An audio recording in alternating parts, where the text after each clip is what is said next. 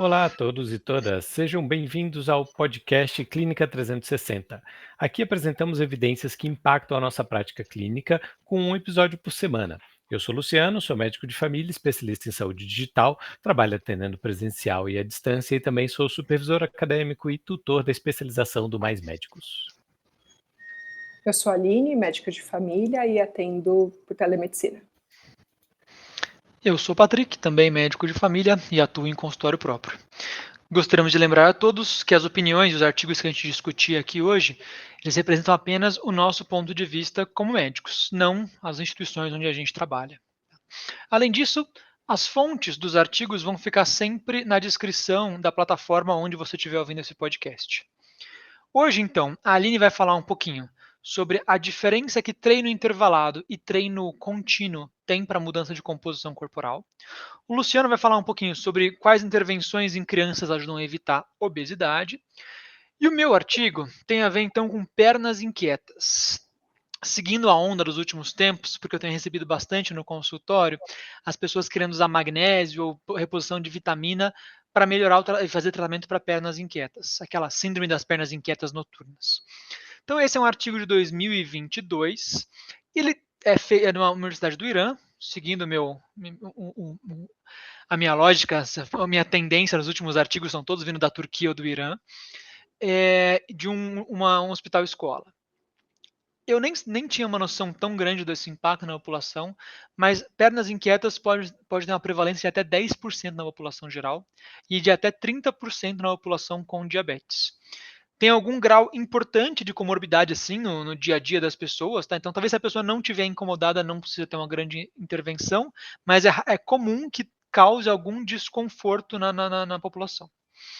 Ela ou é idiopática ou secundária a alguma causa, tá? Sendo as secundárias sendo a principal a gravidez ou diabetes, anemia, insuficiência de ferro, ou até uremia. Tem outras condições também, mas está tudo bem ainda nebuloso sobre quais são as causas para síndrome das pernas inquietas secundárias. E alguns estudos haviam relacionado uso de magnésio e vitamina B6 para melhora do quadro, mas evidência muito baixa.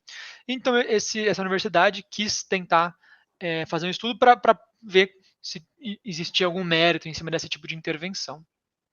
Os critérios de inclusão foram idade de 15 a 50 anos, ausência de fatores de risco ou de fatores que causariam uma síndrome das pernas inquietas secundária, ou seja, estamos avaliando só os quadros idiopáticos, e pelo menos 3 meses de história prévia. Os pacientes, então, foram aleatoriamente selecionados por um grupo com pramipexol, que é a escolha de tratamento hoje em dia, tá? Assim, é o padrão ouro, pramipexol os 3 grupos eram pramipexol mais magnésio, pramipexol mais vitamina B6 ou pramipexol mais placebo, tá certo? E os resultados foram avaliados de duas maneiras, ou através do índice de qualidade Pittsburgh para sono, que é uma ferramenta razoavelmente conhecida para avaliar a qualidade do sono, ou de um questionário internacional para síndrome das pernas inquietas, bem direcionado para pernas inquietas. E na verdade as pessoas foram seguidas por 2 meses ao longo desse estudo. E o que aconteceu foi que, independente delas terem usado pramipexol ou magnésio ou pramipexol vitamina B6, teve um impacto positivo, assim, todas tiveram uma melhora, mas o estudo fala que houve uma melhora mais importante nos casos de quem usou magnésio ou vitamina B6. Tá? O estudo tenta propor uma correlação fisiológica do porquê isso acontece, mas ele também cita outro estudo, esse avalia só mulheres grávidas, onde o magnésio piorou o quadro dessas pacientes, que não houve melhora então. Ele também falou, né? Magnésio é uma das coisas. Gravidez é uma das formas que vai causar uma síndrome das pernas inquietas secundária. Então não dá para correlacionar. Houve uma melhora aqui, assim, tá razoavelmente importante, num fator de quase o dobro de quem usou o magnésio ou a vitamina B6 para quem usa o sol, para o pramipexol. Mas o próprio estudo fala que as limitações foram que existiram poucos pacientes que realmente não tinham nenhum fator de risco. Ele não fala quais fatores de risco. Então ele fala que tomar muito cuidado na hora de aplicar esse resultado para outras pessoas. Foi um duplo cego, obviamente, e ele recomenda assim: houve uma melhora, Não sabemos se teve algum outro fator incluído aqui. Não teve uma grande quantidade de efeitos colaterais. Então ele sugere a ser usado com cautela. E a minha recomendação em cima disso fica até bem parecida, assim, tipo, a gente tem dificuldade de avaliar qual seria uma função fisiológica para ver a relação entre magnésio e melhora da síndrome das pernas inquietas, ou vitamina B6. Ao mesmo tempo, não teve muito efeito colateral e são medicações razoavelmente inócuas. O paciente está incomodado com isso, o pramipexol, né, sozinho não está sendo suficiente, eu acho que eu pensaria em associar e acompanhar se a pessoa tem algum efeito colateral, mas já justificando que não é um milagre, assim, não vai resolver a condição de um dia para o outro e acabou. Assim, é uma coisa que talvez tenha algum impacto de melhorar o efeito do pramipexol. Patrick, esse estudo avaliou usando aquele questionário de qualidade do sono ou então avaliando a própria doença, né, a própria síndrome da perna inquieta. E isso foi quantificado de alguma forma? Você tem um número aí de dizer, olha, melhorou em tanto a qualidade do sono? Então, é que ele fala de melhora em desvio padrão, tá, Lu? Mas ele não fala dentro das escalas qual que foi a pontuação. Assim, deixa eu até ver para não falar uma besteira. Com relação a índice de qualidade do sono, por exemplo, eu não sei se vai fazer sentido para quem talvez não conheça, mas todas as pessoas antes do estudo tinham mais ou menos uma média de um índice de Pittsburgh de mais ou menos 16 a 18. Com um mês, todos tinham mais ou menos 10, e com 2 meses, quem estava no grupo de pramipexol continuou com 10, mas quem tinha entrado na intervenção do magnésio ou B6 caiu para 5. Isso que vai tendo uma melhora em desvio padrão razoavelmente importante, assim. Obrigado. Isso já me satisfaz, então uma melhora razoável. E com relação aos efeitos adversos, o que ele abordou mesmo, Patrick? Ele não reporta, na verdade. Ele só fala que houveram poucos, ou muito leves. Entendi. De novo, assim, não sei se eu tenho grandes insights em cima disso. Acho que eu sigo nessa lógica. Assim, se a pessoa estiver incomodada, tentaria o tratamento com o padrão ouro. Se ainda assim não tiver suficiente, pensaria em associar o outro. Acho que ficaria um diagramazinho na minha cabeça aqui. O outro sendo o magnésio ou o B6. Interessante. Bora pro próximo? Vamos. Bora.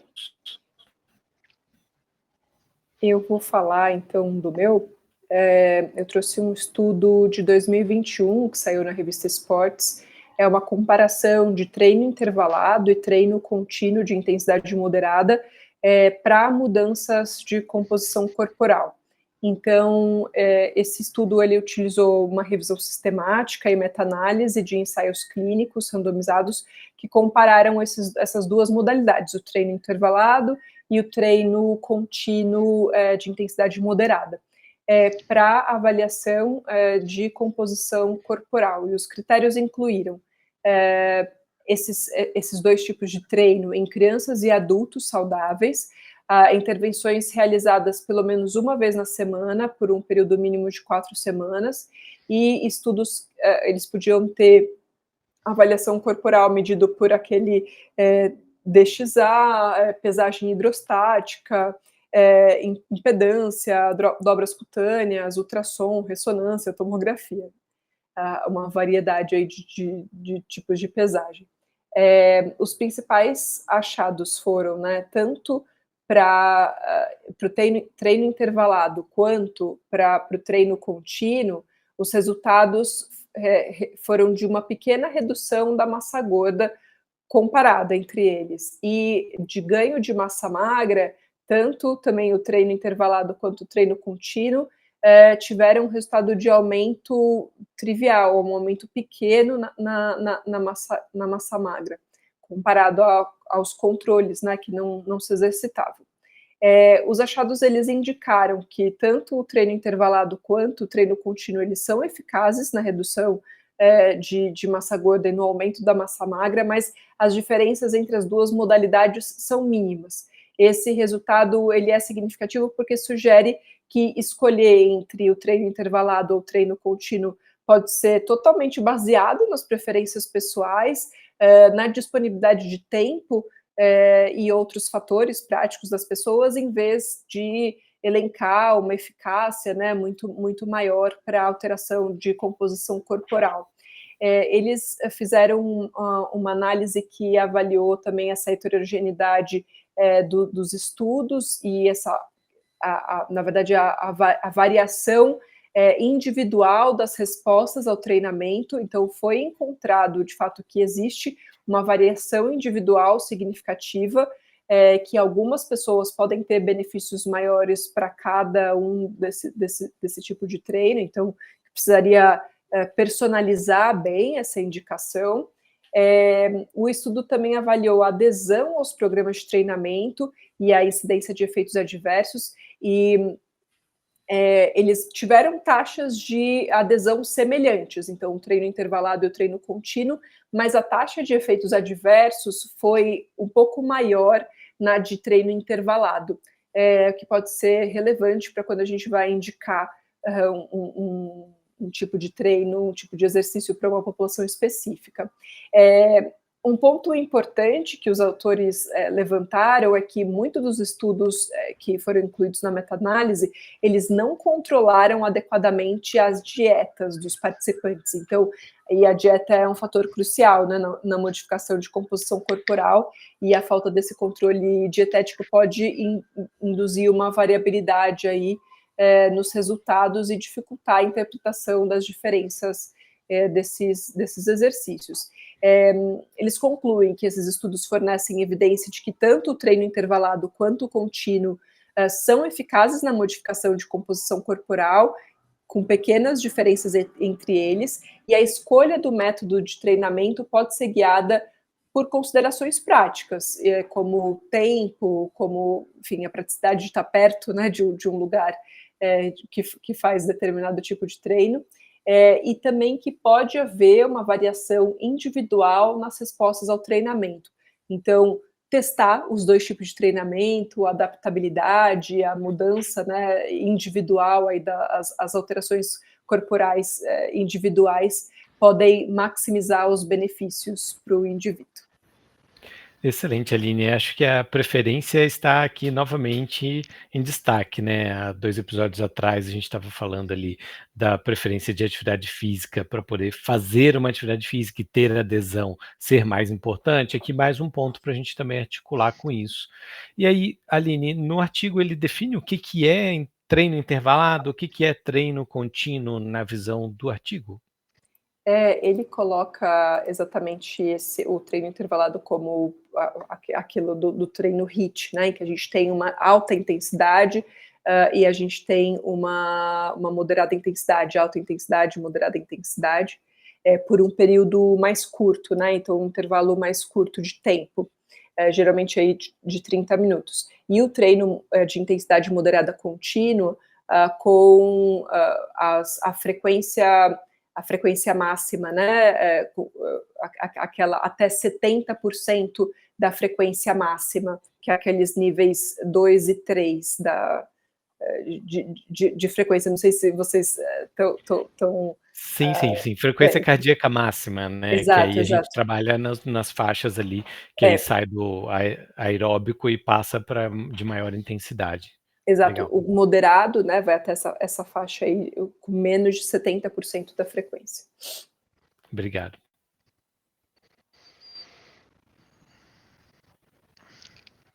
Não, legal. Eu assim, acho que de novo, como o Lu, assim, é bom que, tudo funciona, né? As duas coisas vão funcionar, o mais importante é estar fazendo alguma coisa do que fazer a coisa exata, perfeita, atividade. Não existe uma. Acho que isso volta a falar, não existe atividade física perfeita, né? Pronto, que resolve tudo, em 2 meses você vai estar magrinho, pronto para o corpo de verão. Então acho que a conversa é essa, pô. Existem milagres, acha uma coisa que você gosta de fazer, faça ela e faça ela a longo prazo. Eu tiro mais ou menos isso desse artigo e também daquele outro que você falou 2 semanas atrás da linha de risco cardiovascular. E eu acho que isso, para mim, faz muito sentido trazer esse tipo de artigo, porque o que a gente está bastante exposto no Instagram, e sei lá, o que o pessoal vê também em TikTok, é sempre para uma coisa, olha, te ensinaram a fazer exercício errado, faça de tal maneira que vai ser muito melhor. Não, talvez não. Então, é isso, a gente tem...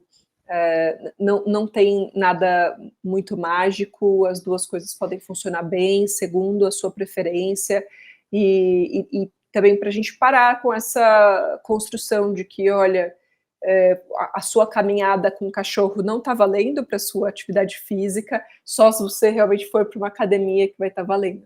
Não é isso. Tudo está valendo. Pô, atividade Muito física, bom. a caminhada com um cachorro tem que suar, pelo menos, hein? Não é passear no parque. Tem que subir a frequência cardíaca um pouquinho. Tem que subir, mas já está valendo. Bora pro próximo, então, Lu.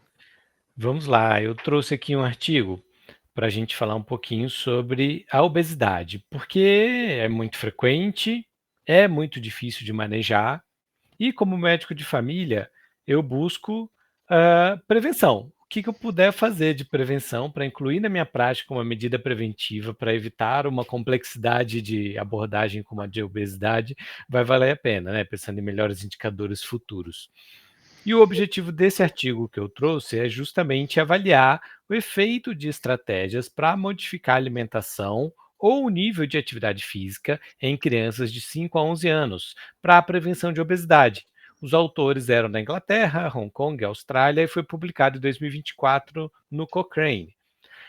O desfecho avaliado foi IMC, desvio do IMC, né, que é o Z, a curto, médio e longo prazo. Curto prazo era de 3 a 9 meses, a médio prazo era 15 meses e a longo prazo mais de 15 meses. Foi uma meta-análise com mais de 172 estudos e 189 mil pessoas, com intervenções variadas. E aí fizeram comparações de intervenção alimentar e controle, atividade física e controle, intervenção alimentar com atividade física e controle, e apenas intervenção alimentar mostrou que não tem muito efeito. Então, fazer abordagem para crianças de intervenção alimentar puramente não mostrou muito efeito. A atividade física, por outro lado, sozinha, ou seja, só atividade física, ou em combinação, tem um efeito modesto em curto e médio prazo, porém não tem efeito muito intenso a longo prazo. Todas essas intervenções, elas foram curtas, metade das intervenções duraram menos de 9 meses. Algumas foram pontuais, simplesmente aconteceram. Algumas poucas duraram um pouco mais, que chegaram até 4 anos. Então, foi muito variado o tempo de intervenção. Então, interpretando esses achados, eu hoje colocaria uma direção nas estratégias que a gente tem muito na estratégia de saúde da família, né? Programa de saúde da escola, intervenções comuns que acontecem em UBSs, em atividades comunitárias. Eu participava muito de aula, né, com alunos de faculdades de medicina, que eles tinham que fazer alguma intervenção na comunidade e acabavam indo na escola, indo na UBS falar de alimentação saudável para criança. Então, tudo muito ainda sem evidência e complicado de ficar argumentando o que um aluno desse vai levar. Então, agora acho que isso já direciona um pouco para uma priorização na atividade física, que acho que dialoga talvez mais ali com a criança, com esse viés de talvez precisar ser uma prática contínua, né? Então, talvez a partir de agora, eu vou investir que os alunos façam intervenções com um pouco mais de sentido e um pouco mais de direcionamento, seja na UBS, na escola, no programa de saúde da escola, em qualquer outra estratégia, e trabalhando aí com esse diálogo de atividade física para crianças, sendo o que hoje tem um pouco mais de direcionamento de potencial para melhorar a obesidade.